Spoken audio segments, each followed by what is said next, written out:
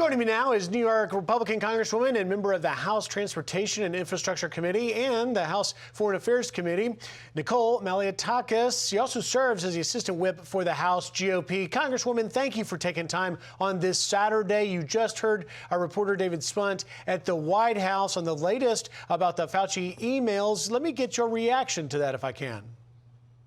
Well, as I was going through some of the reporting on this issue, you may have noticed that the actual parts that talk about the connection to the Wuhan lab have been redacted. So first and foremost, I think we need to know what was in that redacted email that the Fauci sent as it relates to Wuhan. Now he seems to be changing his tune, and now certainly is also calling for a formal investigation. And I do believe, look, we need to have access to the lab records. We need to know what those individuals who did get sick in the fall of 2019, who were scientists at the lab, we need to know more about that because they did display the symptoms of COVID. And this is something that Representative Scalise, Representative Jim Jordan, and I have been advocating for, a formal investigation as members of the subcommittee on coronavirus. It is shocking that the Democrats have not yet brought forth a panel to actually have a real discussion about this. And the other thing is,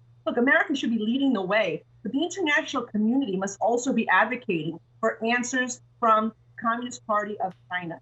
That in itself, the fact that, 4 million people died, 600,000 in the United States, a global community should be demanding answers, and we should be holding funding from the World Health Organization unless they're going to get serious about transparency and holding the Chinese Communist Party accountable.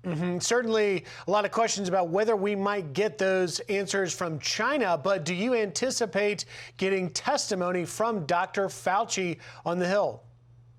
We should absolutely be bringing him in. We've already written to Speaker Pelosi demanding that she call a hearing on this issue, both the COVID subcommittee as well as the oversight committee. We must investigate this further. We should be questioning Dr. Fauci. We should be questioning the CEO of the EcoHealth that provided grants to the Wuhan lab, federal dollars that went over there.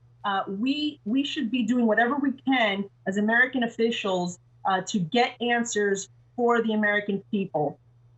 Speaking of doing enough, I want to just switch gears a little bit. We got the Friday jobs report yesterday, and the chairman of the DNC putting out a statement applauding the jobs report and then also taking aim specifically at Republican members of Congress like yourself. Here is the statement the DNC chair put out, saying that as each day passes, it becomes more clear that congressional Republicans made a callous decision to turn their backs on struggling families and businesses when they needed help the most. That a shot from Jamie Harrison directly at Republicans for not doing enough to advance the president's agenda. Your reaction?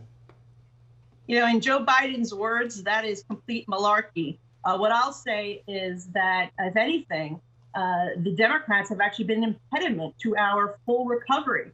You have 100 million Americans that are currently on the sidelines while small businesses are desperate to get people back to work. And the reason that is because they've decided to give individuals more money to stay home than to actually report back to their workplace. That is completely irresponsible. And quite frankly, once those mandates, those arbitrary restrictions like governors like mine, Governor Cuomo, had put in place were lifted, we knew that those jobs were going to come back. So to try to take credit for that, for flicking on a light switch, is really, really disingenuous.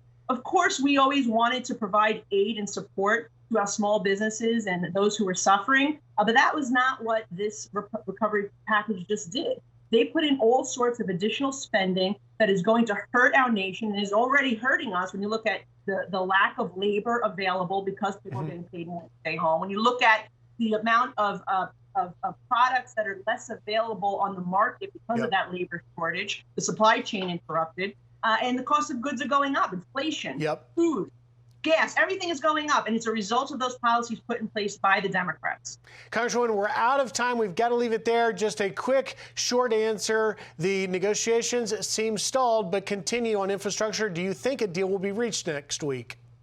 I'm hopeful. There's still talks going. Our House Committee on Transportation will be taking up a bill on Wednesday, but it seems as long as we focus on real infrastructure, we can have a deal. Absolutely.